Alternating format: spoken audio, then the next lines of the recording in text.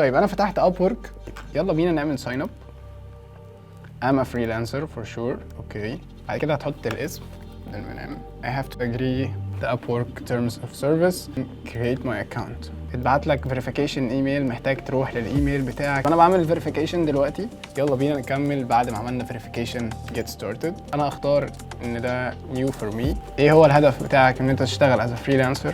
انا اختار مثلا to earn my main income. انا يهمني ان Upwork تشتغل as a recruiter. ممكن ترفع الريزومي بتاعتك من هنا، طبعا بتختار الريزومي بتاعتك او ترفعها، او انك تفيل اوت manually، وهو ده الاختيار اللي انا هختاره. اوكي، add title. اوكي، هنا بترفع your work experience. هنا مثلا التايتل بتاعي let's say انا اشتغلت في digital marketing guru.